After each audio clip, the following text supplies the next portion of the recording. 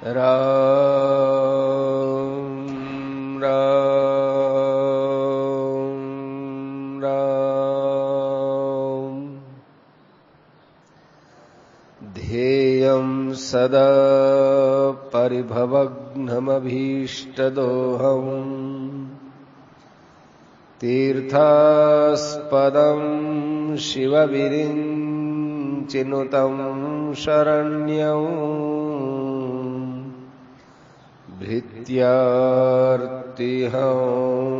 प्रणतपालभवाब्धिपोतम् वन्दे महापुरुषते चरणारविन्दम्।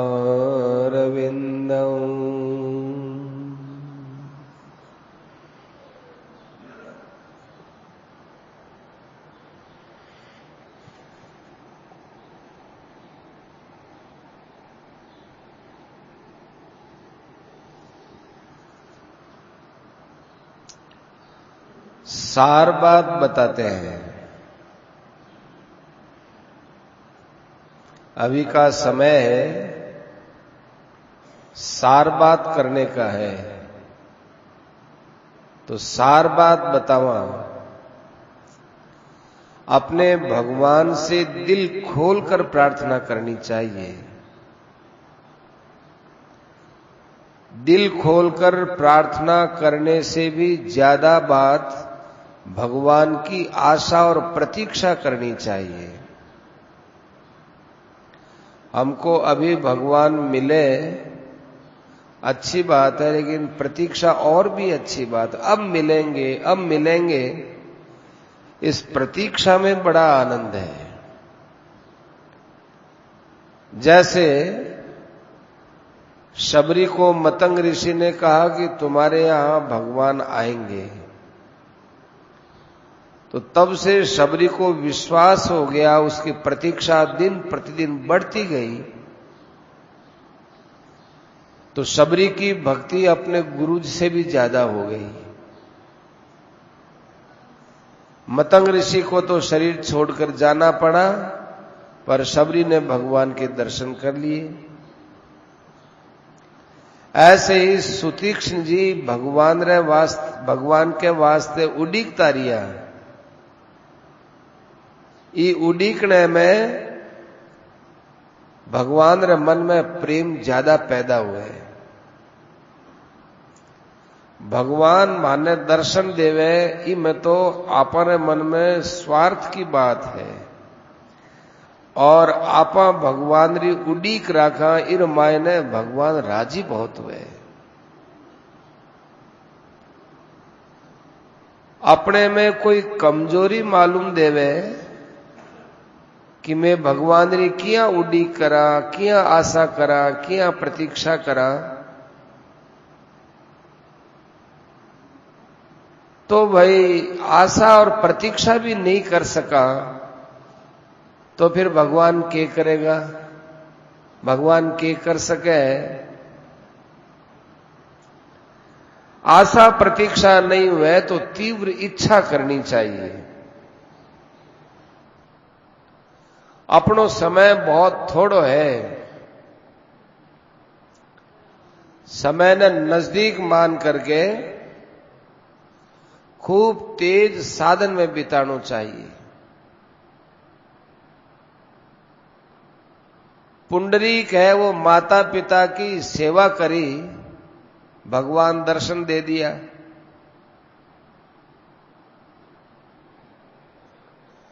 एक जनो प्रश्न करो, माने कोई ऐसी बात बताओ कि माने भगवान ने दर्शन वास्ते कहनो नहीं पड़े, भगवान आप ही आ जावे, मोहित और आ जावे। उत्तर, पुंडली की ताई माता पिता की भक्ति करो तो भगवान बिना बुलाए आ जावे। पुंडरीक माता पिता की भक्ति करतो तो भगवान भी घर पर आया और केवल लाग्या मैं दर्शन देने वास्ते आया हूं। पुंडलीक बोलियो मैं माता पिता की सेवा करूं, जब नींद में आ जाई जन आपसे मिलूं, अबार मन बखत नहीं है। भगवान बोलिया कि अरे मैं दर्शन देने वास्ते आया हूं और तू बोले कि मन फुर्सत नहीं है। अरे मैं भगवान हूं। पुंडलीक बोलियो मन बेरो है, बेरो मन ज्ञान है, मन बेरो है, थे भगवान हो पर अबार मारी माँ बाप की सेवा छोड़ रखी हूं। थाना कौन बुलायो थे अठे क्यों आया?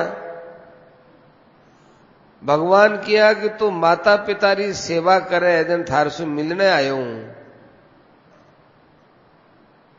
तो जी माता पिता की सेवा करने से आप बिना बुलाए अठा आ गया, अब आप सु मिलने वास्ते माँ बाप की सेवा क्या छोड़ दूं?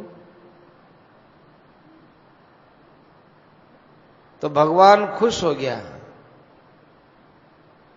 भगवान तो परीक्षा लेता कि पुंडरीक है वो माँ बाप की सेवा ने जरूरी समझे है या मारे से मिलनो जरूरी समझे। भगवान खुश हो गया। जो भगवान की आज्ञा मान करके माता पिता की सेवा करे, भगवान मोहित और आप ही आ जावे। लोग माता पिता की सेवा ने महत्व देवे नहीं है। माता पिता की सेवा भगवान की सेवा से बढ़कर है। आ बात भगवान खुद बताइए पुंडरीक ने। फिर प्रश्न हुयो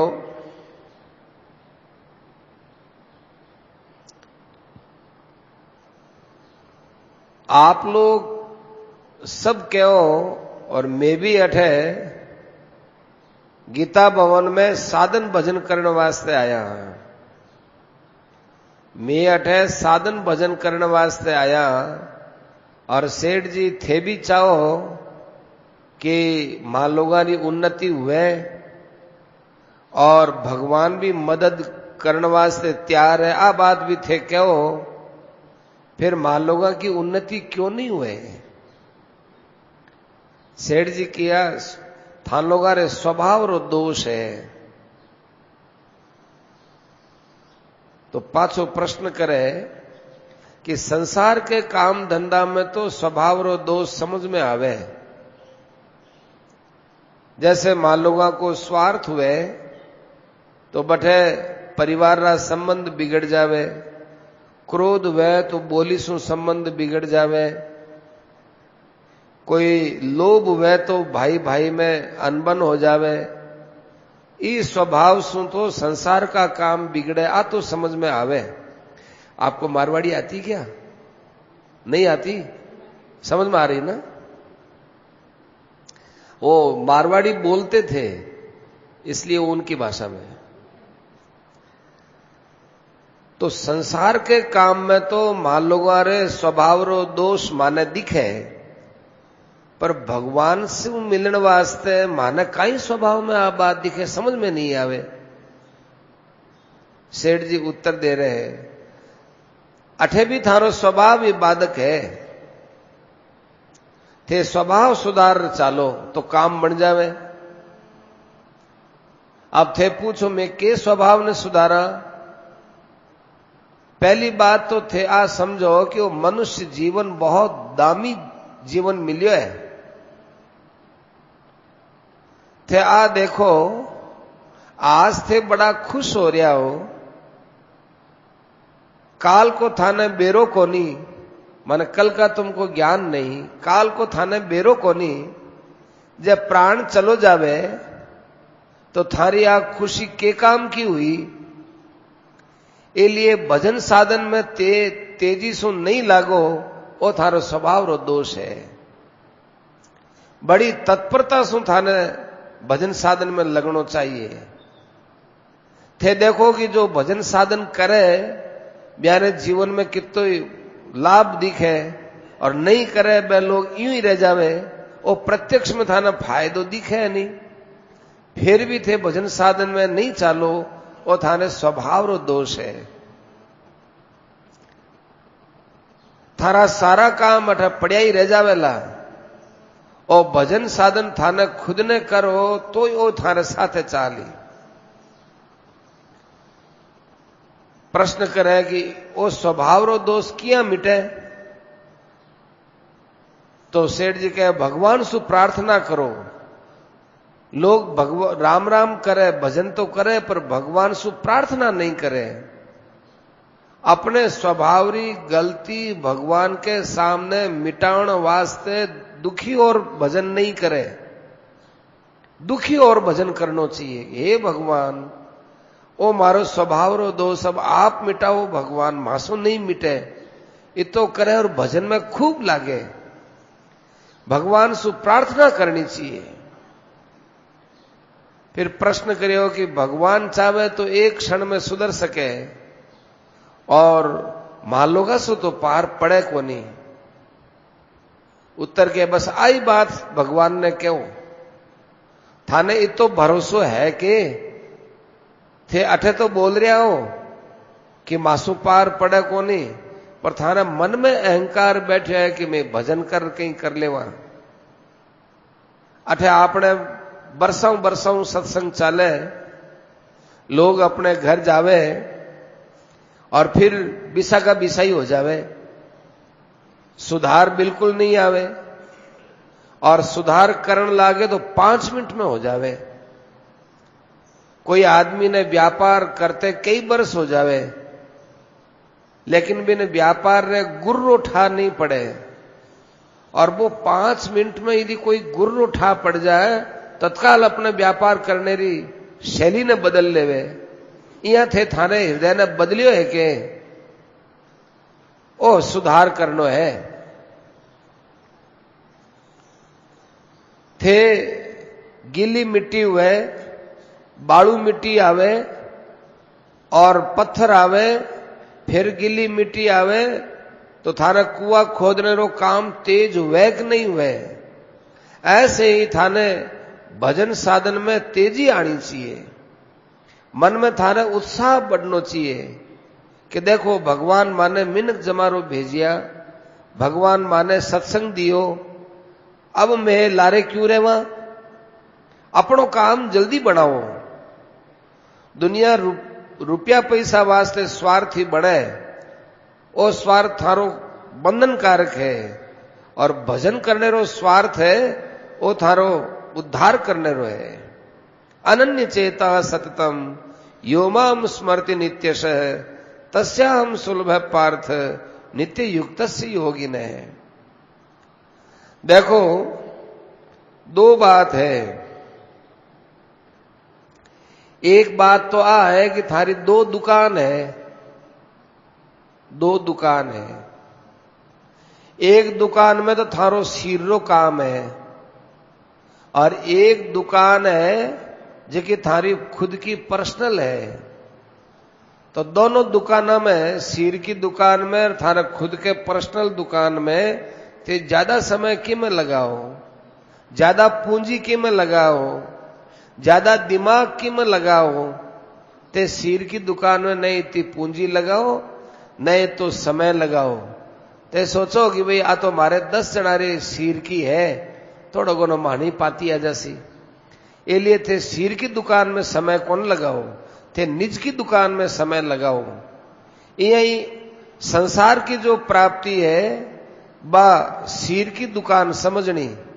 अठेगा रुपया पैसा भोग पदार्थ ऐ सब सिर की दुकान समझनी, और भजन ध्यान है वो आपने निजरी दुकान है। मरने के बाद सिर की जो दुकान है भी मैं आपा ने कहीं नहीं मिलेगो, और मिलेगो भी जो लारे रहेगा वह देखेगा।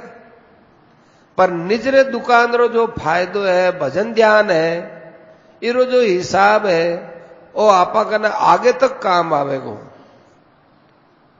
इसलिए भजन साधन में खूब तेजी से लगनो चाहिए। अपनी अध्यात्म वृत्ति हरदम बनानी चाहिए।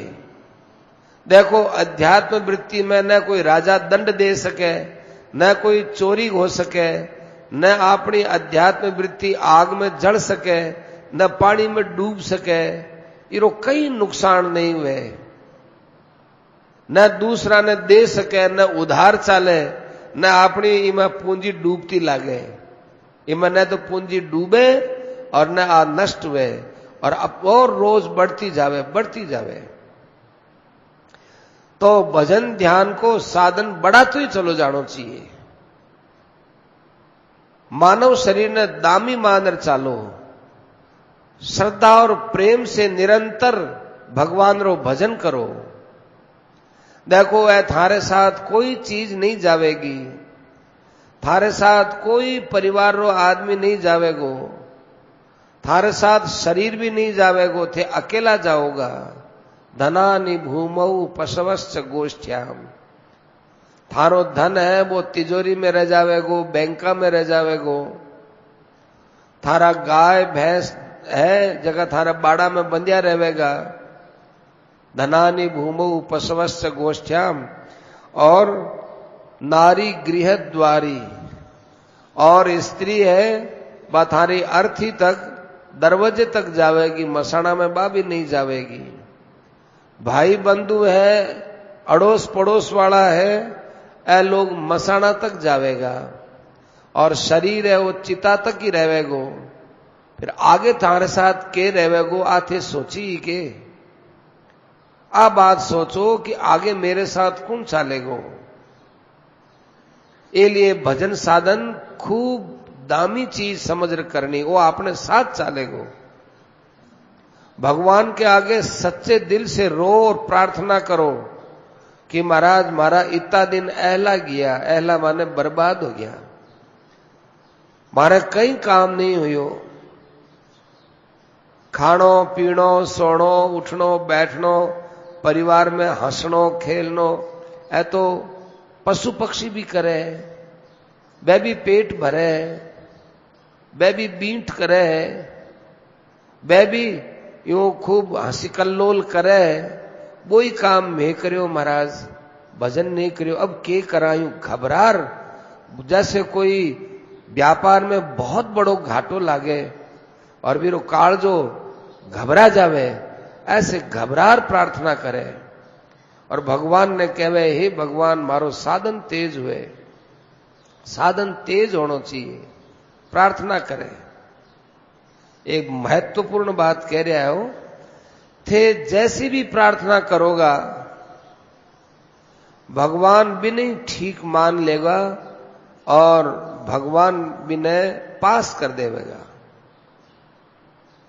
थे जैसे भी प्रार्थना करोगा ठीक मान लेगा। जैसे कोई सज्जन आदमी है, थे थाने घर में जैसो भी भोजन बनाया हो, लुक हो सुख हो, वो बिना भोजन कर संतोष कर लेवे।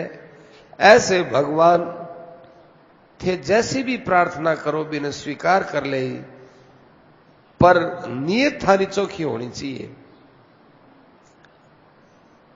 यदि नकली बात करोगा तो दंभ हो जावेगो। दंभ माने दिखावटीपन, पाखंड। नियत थारी चौखी हुए, फिर भगवान थारे और कहीं देखने वाला नहीं है, थारी क्रिया ने देखने वाला नहीं है, नियत ने देखे। भगवान भी ने ठीक बना लेवेगा।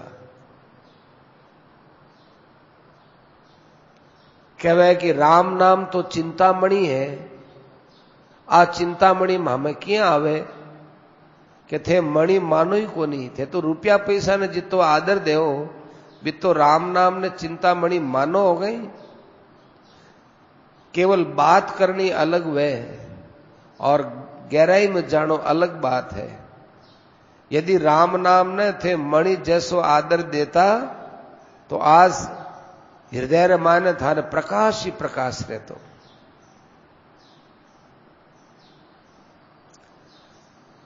बगुला भगत वे, बगुला भगत, भगत भी और बगुला भी।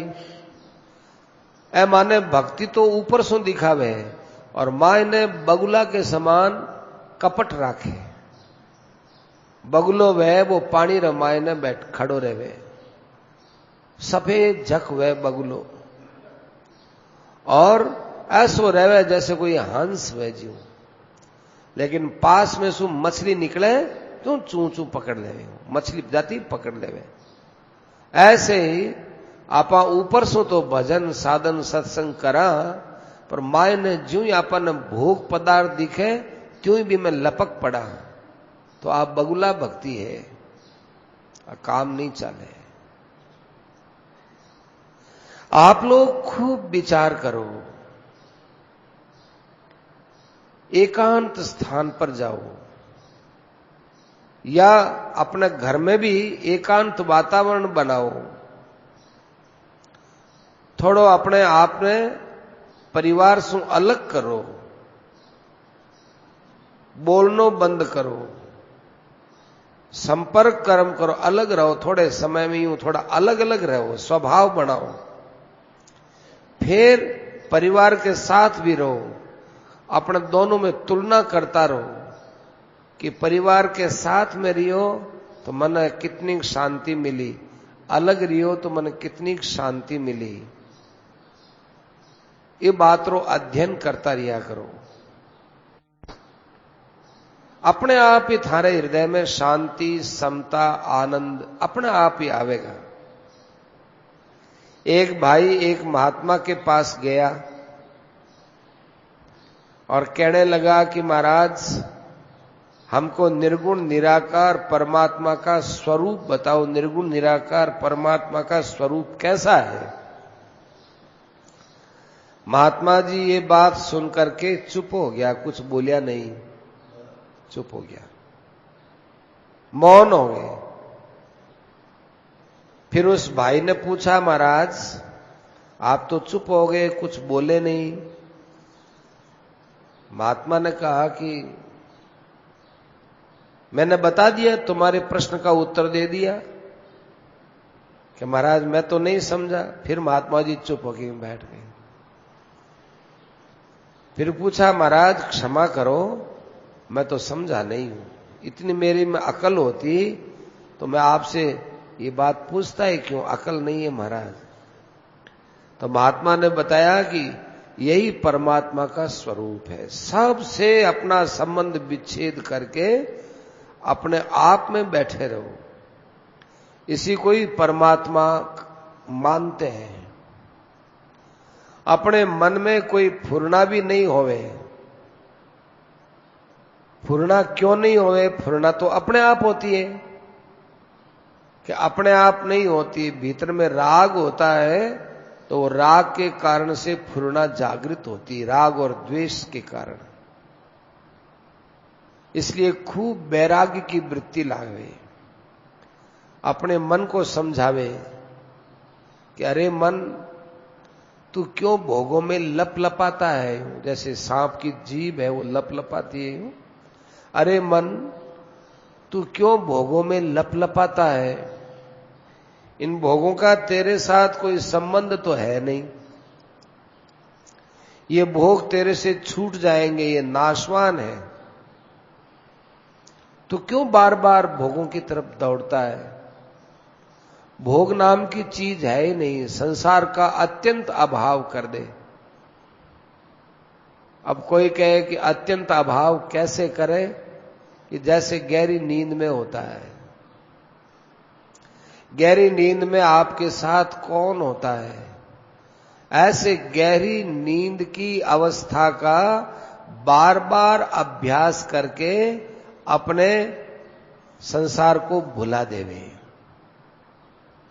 गहरी नींद में तमोगुण रहता है, इसलिए परमात्मा के आनंद का ज्ञान नहीं रहता। और विचार पूर्वक संसार का जहां अभाव करते हैं वहां ज्ञान का प्रकाश रहता है, संसार का संबंध नहीं रहता है। वहां आनंद, शांति, समता, ये समाये समति नहीं है, खूब आनंद रहता है, सब जगह आनंद परिपूर्ण। जैसे हमारे शरीर के ऊपर आकाश, दाएं आकाश, बाएं आकाश, पीछे आकाश, आगे आकाश, नीचे आकाश, शरीर के अंदर आकाश, ऐसे उसको परमात्मा का अनुभव हो जाता है। एक परमात्मा के अलावा दूसरी वस्तु है ही नहीं, वो आनंद ही आनंद है। ऐसा अपने में खूब विचार करे, सबसे अलग होकर के करे। वन में जाकर के बैठे तो वन में सोचो, घर में भी अकेले में बैठो तो घर में सोचो, सबका अभाव करो।